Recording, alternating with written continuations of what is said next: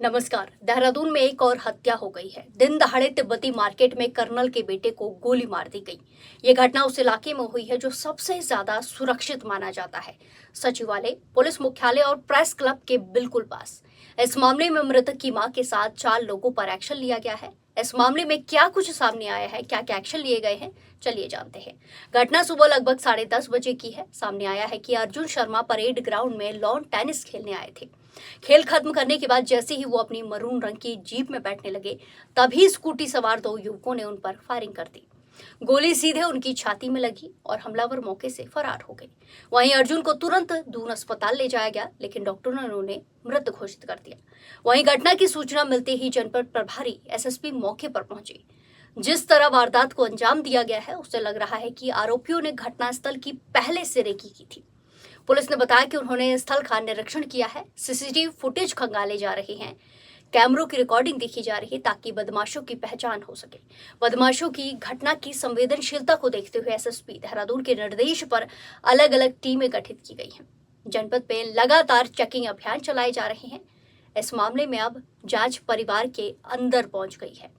मृतक की पत्नी अभिलाषा शर्मा ने अपनी सास वीना शर्मा के साथ साथ 4 लोगों पर हत्या कराए जाने का शक जताते हुए डानलवाला कोतवाली में मुकदमा दर्ज कर दिया है।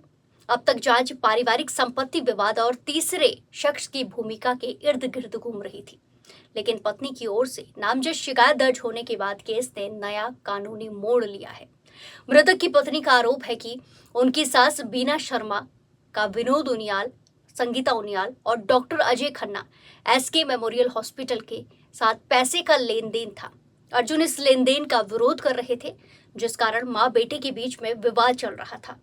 ये मामला कोर्ट में भी लंबित बताया गया है।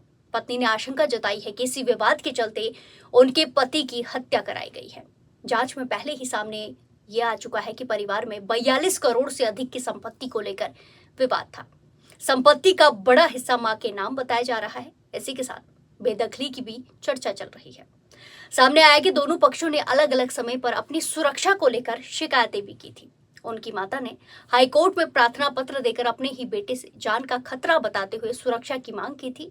अब पुलिस ये देख रही है कि इन शिकायतों और हत्या के बीच कोई सीधा संबंध है या फिर नहीं।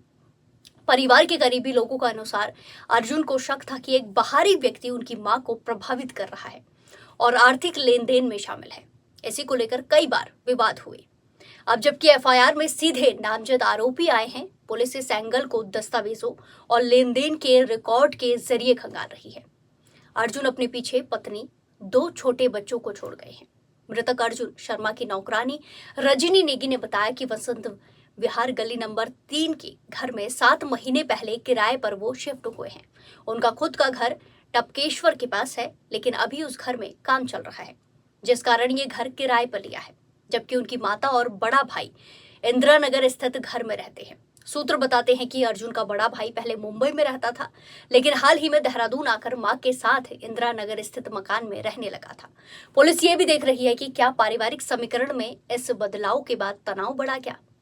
वहीं वारदात के बाद मौके पर पहुंचे अर्जुन के दोस्त राजीव यादव ने बताया कि देखिए, 2 दिन पहले ही मेरा भी एक प्रॉपर्टी का मामला चल रहा है।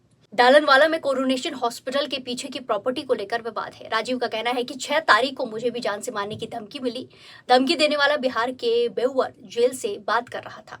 राजीव का कहना है कि इस मामले में एसएसपी को लिखित शिकायत दी है और एफआईआर भी दर्ज हो चुकी है। अर्जुन भाई ने भी बताया था कि वो इस मामले में 2-3 बार अधिकारियों से मिल चुके थे, लेकिन कोई ठोस कार्रवाई नहीं हुई। राजीव ने आगे कहा कि मेरा केस भी काफी हद तक उनसे मिलता जुलता है, मुझे भी लगातार धमकियां मिल रही हैं। ऐसे में डर लगना स्वाभाविक है, क्योंकि मैं रोज आता जाता हूं, बच्चों के साथ ट्रैवल करता हूं। राजीव यादव ने कहा कि मेरे पास उस व्यक्ति की कॉल रिकॉर्डिंग भी है जिसने जान से मारने की धमकी दी। इसमें मुन्ना सिंह नाम का शख्स शामिल है, जो मेरा पार्टनर रहा है। बाद में पता चला कि उसके खिलाफ बिहार में पहले से मर्डर केस दर्ज है। इसके बावजूद कई शिकायतों के बाद भी उस पर ठोस कार्रवाई नहीं हुई। राजीव का कहना है कि अर्जुन भाई अक्सर कहते थे कि उन्होंने पुलिस से कई बार बात की है, लेकिन हर बार यही जवाब मिलता था कि देख रहे हैं, कार्रवाई कर रहे हैं। प्रॉपर्टी को लेकर उनका पारिवारिक विवाद भी चल रहा था। उनकी माता के साथ संपत्ति के बंटवारे को लेकर सिविल कोर्ट में मामला बताया जाता था। इसी के साथ राजीव ने आगे कहा कि कई बार वो इन बातों को लेकर परेशान और डिप्रेशन पर भी रहते थे।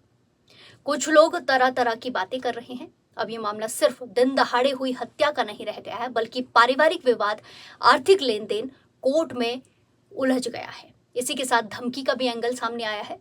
पत्नी ने परिवार वालों पर ही गंभीर आरोप लगाए हैं और दोस्तों का कहना है कि धमकियों को हल्के में नहीं लेना चाहिए था। लेकिन सच क्या है, ये जांच के बाद ही साफ हो पाएगा। आप इस मामले में क्या कुछ सोचते हैं, कमेंट कर जरूर बताएं। नमस्कार।